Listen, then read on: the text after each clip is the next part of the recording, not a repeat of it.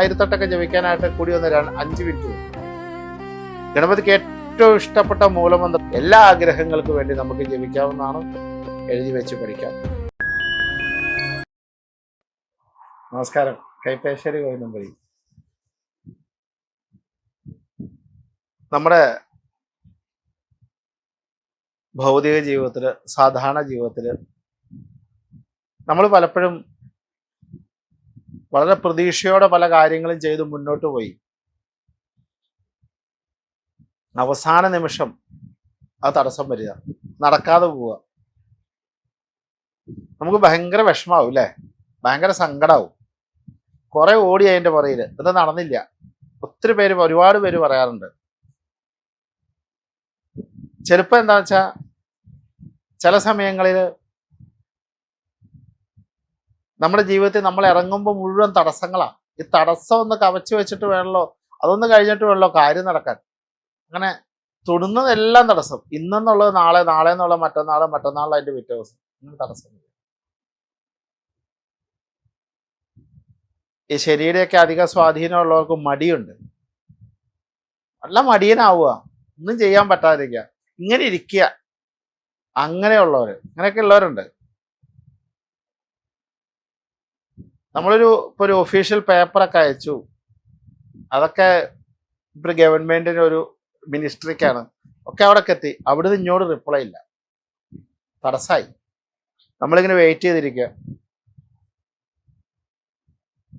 അതുപോലെ തന്നെ നമ്മൾ എക്സാംസോ അല്ലെങ്കിൽ ടെസ്റ്റുകളൊക്കെ എഴുതി വളരെ ചെറിയ മാർക്കിന് നമുക്ക് അത് കിട്ടാതെ വരിക. അതൊക്കെ നമ്മുടെ ജീവിതത്തിലെ തടസ്സങ്ങളാണ്. ഒറ്റ വാക്കിൽ തടസ്സങ്ങൾ എന്നാണ് പറയുന്നത്. വിഘ്നങ്ങൾ ഉണ്ടാവുക. നമുക്ക് സ്വാഭാവികമായി അറിയാം, നമ്മൾ വിഘ്നകാരകൻ എന്ന് പറഞ്ഞ ഗണപതിയാണ്. ഭഗവാന് പണ്ട് തന്നെ പറഞ്ഞിട്ടുണ്ട്, എല്ലാ ദിവസവും 12 ഏത്തയിടും, ഗണപതിയെ നമ എന്നുള്ള ജപിക്കുകയൊക്കെ പറയാറുണ്ട്. എന്നാലും ഒട്ടനവധി ആൾക്കാർ ഗണപതിയുടെ നാമങ്ങൾ അല്ലെങ്കിൽ ആ വക്രതുണ്ടായ എന്നുള്ള ഒരു ശ്ലോകമൊക്കെ ജപിക്കുന്ന ആൾക്കാരാണ് ഒട്ടനവധി ആൾക്കാർ.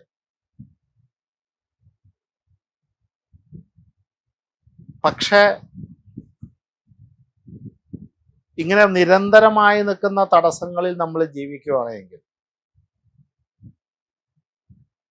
നിരന്തരമായി നിൽക്കുന്ന, നമ്മൾ ചെയ്യുന്നതൊന്നും സക്സസിലേക്ക് എത്താത്തൊരവസ്ഥാവിശേഷം ഉണ്ടെങ്കിൽ, നിസ്സാര കാര്യങ്ങൾ കൊണ്ട് നമ്മുടെ ഭാഗ്യത്തെ തടയുന്നുണ്ടെങ്കിൽ, ഒന്നും ചെയ്യാൻ പറ്റണില്ല, അങ്ങനെ ഇരിക്കുന്ന ഒരു മടിയുണ്ടെങ്കിൽ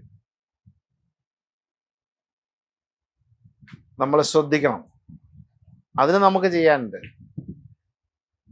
പിന്നെ മറ്റൊന്നുകൂടി ഞാൻ പറയാം.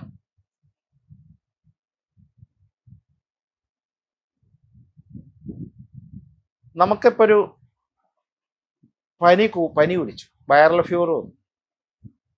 അപ്പോൾ ഡോക്ടർ ഒരു 3 ഗുളിക വീതം തന്നു. രാവിലെ കഴിക്കണം, ഉച്ചയ്ക്ക് കഴിക്കണം, വൈകുന്നേരം കഴിക്കണം. നമ്മൾ ഈ 3 നേരത്തെ ഒരുമിച്ച് കഴിച്ചാൽ അവത്താവേ.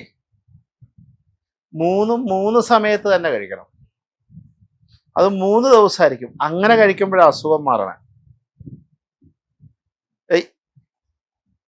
കൈപ്പേശ്ശേരി ഗണപതിയുടെ നാമമൊക്കെ പറഞ്ഞു തന്നു. ഗം ഗണപതയെ നമ 3 പ്രാവശ്യം ജപിച്ചു, തടസ്സം മാറണില്ല.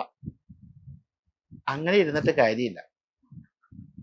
നമ്മുടെ ദുരിതത്തിന്റെ ആധിക്യം നമ്മളെക്കാൾ വളരെ ശക്തമായി നമ്മളിൽ കൂടുതലാണ് എങ്കിൽ, നമ്മൾക്ക് അനുഭവയോഗ്യം നമുക്ക് കുറവായിട്ട്, അനുഭവ ഗുണം കുറവായിട്ട് നമ്മുടെ ദുരിതങ്ങൾ നമ്മളിലെ നന്മയേക്കാൾ കൂടുതലായി നിൽക്കുന്നുണ്ടെങ്കിൽ, നമ്മുടെ സ്വാഭാവിക ജീവിതത്തിൽ നമുക്ക് നന്മ അനുഭവിക്കാൻ പറ്റാത്ത രീതിയിലുള്ള ഭാഗ്യദോഷങ്ങളുടെ, ശാപതാപങ്ങളുടെ, കർമ്മദോഷങ്ങളുടെ ഈ ഗുളികകൾ എന്ന് വെച്ചാൽ ദുരിതങ്ങൾ നമ്മളിൽ കിടപ്പുണ്ടെങ്കിൽ, അതിനെ കത്തിച്ച് തീർക്കുന്നതായിരിക്കണം നമ്മുടെ നാമജപം. ഞാൻ എപ്പോഴും പറയുന്നത്, ആ കടം തീരാതെ ധനം അവിടെ വളരില്ല എന്ന് പറഞ്ഞു. അപ്പൊ ഈ 3 പ്രാവശ്യം ഗണപതിയെ നമാന്ന് ചോദിച്ചു, ഒരു തടസ്സവും മാറില്ല തിരുമേനി. അങ്ങനെ ആവുമോ? 108 ആവണം, 336 ആവണം, 1008 ആവണം. അപ്പൊ എന്ത് പറ്റും? വളരെ കൂടുതൽ നമ്മൾ ജപിച്ചു തുടങ്ങുമ്പോഴത്തേക്കും നമ്മുടെ ശക്തി, ഇത് കൂടും. ഭഗവാൻ പ്രീതിപ്പെടാനുള്ള ശക്തി കൂടുന്നു. കൂടുതൽ സമയം അതിനു വേണ്ടി എടുക്കുന്നു. നാമജപത്തിന് സമയം എടുക്കുന്നു, ഭഗവാന്റെ പ്രീതി കൂടുന്നു. അങ്ങനെയാണ്. അപ്പം ഒരുപാട് കുടുംബങ്ങളിൽ ഒരുപാട് വ്യക്തികൾക്ക് തടസ്സങ്ങൾ വന്നിട്ട് ജീവിത ഗുണങ്ങൾ ഇല്ലാതെ വരുന്ന അവസ്ഥയും, തടസ്സങ്ങൾ കൊണ്ട് പല നല്ല അനുഭവങ്ങൾ ഇല്ലാതെ കിട്ടാതെ അവസ്ഥയും, തടസ്സങ്ങൾ ഉണ്ടാവാനുള്ള മടി കുടുംബത്തുണ്ടാകുകയും, ചെയ്യേണ്ട സമയത്ത് ഒന്നും ചെയ്യില്ല, ഇത് എന്താ ചെയ്യാ എന്ന് പറഞ്ഞിരിക്കും. അങ്ങനെയുള്ളത്. നമുക്ക് കിട്ടേണ്ട സാധനം കിട്ടാതെ വരിക, അതും ഒരു തടസ്സമാണ്. അപ്പൊ ഇത്യാദി വരുന്ന, നമുക്ക് നഷ്ടം വരുന്ന അല്ലെങ്കിൽ നമുക്ക് നമുക്ക് നന്മയുണ്ടാക്കുന്ന സാധനങ്ങൾ നമ്മുടെ ജീവിതത്തിൽ നമുക്ക് കൈവിട്ടു പോകുന്ന അവസ്ഥയാണ് തടസ്സങ്ങൾ, നഷ്ടം. അതിനെ നമുക്ക് അങ്ങനെയുള്ള വിഷയങ്ങളിൽ നമുക്ക് മാറിക്കിട്ടാൻ നമ്മൾ എന്തു ചെയ്യും? അതിനാണ് ഗണപതിയുടെ ഗായത്രി. ആദ്യം പറഞ്ഞ പോലെ ഒരു തവണ ജപിച്ചിട്ട് മാറിയില്ല തിരുവേനി, അങ്ങനെയല്ല. നമ്മുടെ ദുരിതം എത്രയാണോ, നമ്മുടെ പ്രശ്നം എത്രയാണോ, അതിൻ്റെ അനുസരിച്ച് എണ്ണം കൂട്ടാം. 12 ആവാം, 24 ആവാം, 36 ആവാം, 44 ആവാം, 108 ആവാം, 336 ആവാം, 1008 ആവാം. ഗം നമ, ഗണപതിക്ക് ഏറ്റവും പെട്ടെന്ന് ജപിക്കാൻ പറ്റുന്ന ഗം നമ. ഇപ്പൊ ഗം നമ എന്നുള്ള 1008 ജപിക്കാനായിട്ട് കൂടി വന്ന് 5 മിനിറ്റ് വരും. ഗണപതിക്ക് ഏറ്റവും ഇഷ്ടപ്പെട്ട മൂലമന്ത്ര ഗം നമ. കാരണം ഏറ്റവും ചെറിയ 2 അക്ഷരമുള്ള ഒരു മന്ത്രമാണ്. 2 അക്ഷരം കൊണ്ട് സൗഭാഗ്യത്തെ നൽകുന്നു. 2 അക്ഷരം കൊണ്ട് സൗഭാഗ്യത്തെ നൽകുന്നതാണ് ഗം നമ. ഗണപതി അറിയാം, എന്ത് ചോദിച്ചാലും തരുന്ന ഭഗവാനാണ്. ബുദ്ധിയുടെ കാര്യത്തില് ബുദ്ധി എന്ന് പറഞ്ഞാൽ ഗണപതി ഉപാസകന്മാരുടെ ബുദ്ധി നമുക്ക് പറയാൻ പറ്റില്ല. സർവ്വ തടസ്സങ്ങളും ദുരിതങ്ങളും വിഘ്നങ്ങളും മാറ്റി ഐശ്വര്യത്തിലേക്ക് എത്തിക്കും. എല്ലാ ശ്രീത്വം തരും, ശ്രേയസ് തരും, നന്മ തരും, വശ്യം തരും, ദാമ്പത്യം തരും, വിവാഹം തരും, സമ്പത്ത്, ജോലി തരും, എല്ലാം അദ്ദേഹം തരും. അദ്ദേഹത്തിൽ നിന്ന് തരാത്ത ഒന്നുമില്ല, അദ്ദേഹം എല്ലാം തരുന്നയാളാണ്. ആ ഉപാസനയുടെ ശക്തി മാത്രം മതി. അപ്പൊ അതാണ് ഗം നമ എന്ന് പറയുന്ന മന്ത്രം. അതൊക്കെ നമുക്ക് എത്ര വേണേലും ജപിക്കാം. ശരിക്കും ശ്രമിച്ച ഒരാഴ്ച കൊണ്ട് 1,00,000 രൂപ വരെ ജപിക്കാം. അത്രയ്ക്ക്, കാരണം 2 അക്ഷരം കൊണ്ട് സൗഭാഗ്യത്തെ നേടാൻ പറ്റുന്ന മന്ത്രം, അങ്ങനെയാ പറയാം. അങ്ങനെ ജപിക്കാം, ഗം നമ ജപിക്കാം നിർബന്ധമായിട്ട്. അതൊക്കെ വളരെ നിസ്സാരമായിട്ട് ഒരു ദിവസം 336 ജപിക്കാൻ മാക്സിമം ഒരു 3-4 മിനിറ്റ് 5 മിനിറ്റ് മതി. യാതൊരു സംശയവും വേണ്ട, ഒരു കൗണ്ടർ ഉണ്ടെങ്കിലും. അതുപോലെ തന്നെയാണ് ഗണപതിയുടെ ഗായത്രി. ഗണപതിയുടെ ഗായത്രി വളരെ കേമാണ്. സർവ്വ ഈശ്വര സമ്പാദ്യത്തിന് നല്ലതാണ്. സർവ്വ തടസ്സങ്ങൾ മാറ്റുന്നത് നല്ലതാണ്. ഈ ഗണപതി ഉപാസനയ്ക്ക് ഒരു പ്രത്യേകതയും കൂടെ ഉണ്ട്. അത് കഴിവതും രാവിലെ ചെയ്യുന്നതാണ് വളരെ നല്ലത്. രാവിലത്തെ ശുഭമുഹൂർത്തി ചെയ്യാമെങ്കിൽ അത് ഇച്ചിരി കേമത്താണ്. പറ്റുവാണെങ്കിൽ ഒരു 6:45 മുമ്പ്, എന്നുവെച്ചാൽ അത് കഴിഞ്ഞ് ജപിച്ചു എന്ന് ഓർത്ത് കുഴപ്പമില്ല. നമ്മൾ പണ്ട് ദ്വാദശാക്ഷരി പറഞ്ഞ പോലെ അല്ല. 7 മണിക്കും 8 മണിക്കും ഒക്കെ ഉപാസിക്കാം, പ്രാർത്ഥിക്കാം, ജപിക്കാം, വൈകുന്നേരവും ജപിക്കാം. ഏറ്റവും നല്ല സമയം ഏതാണെന്ന് ചോദിച്ചാൽ രാവിലെ നേരം പുലരുമ്പോൾ ഉള്ള സമയം, രാവിലത്തെ സന്ധ്യാസമയം. ത്രിസന്ധ്യകളാണല്ലോ, രാവിലെ, ഉച്ചയ്ക്ക്, വൈകുന്നേരം. അപ്പൊ രാവിലത്തെ സമയത്ത് ഗണപതി ഉപാസന ഭയങ്കര ശക്തമാണ്. അത് ഞാൻ പറഞ്ഞു. അതിനിപ്പോ വൈകുന്നേരം ജപിച്ചു എന്ന് വെച്ചാൽ ഒരു തെറ്റുമില്ല, ഒരു തെറ്റും പറയാനില്ല. അപ്പം ആദ്യം ഗം പറഞ്ഞ പോലെ തന്നെ ഗണപതിയുടെ ഗായത്രി.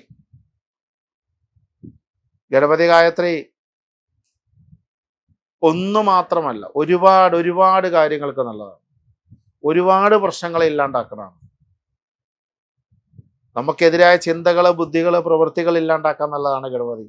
നമുക്ക് അനുകൂലമായ സർവ്വ വശ്യങ്ങളും നൽകാൻ പറ്റുന്ന ആളാണ് ഗണപതി. സർവ്വ തടസ്സങ്ങളും മാറ്റി സർവൈശ്വര്യത്തിലേക്കും എത്തിക്കാൻ പറ്റുന്നതാണ് ഗണപതി. നമ്മൾ വിചാരിക്കുന്ന കാര്യങ്ങൾ നല്ല വിജയത്തിലേക്ക് എത്തിക്കാൻ പറ്റുന്ന ആരാണോ അത് ഗണപതിയാണ്. അപ്പൊ ആ ഗണപതി ഉപാസന നിസ്സാരമല്ല.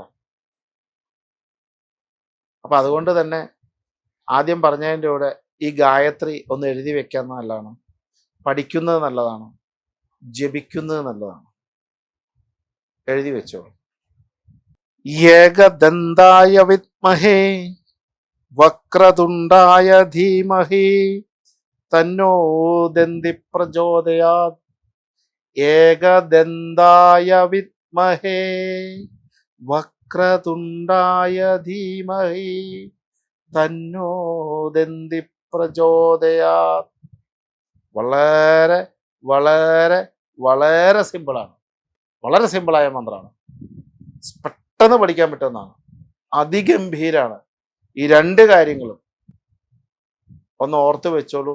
സർവൈശ്വരാണ്, സമ്പൽ സമൃദ്ധിയാണ്, സർവ അഭീഷ്ടദായകനാണ് ഭഗവാൻ.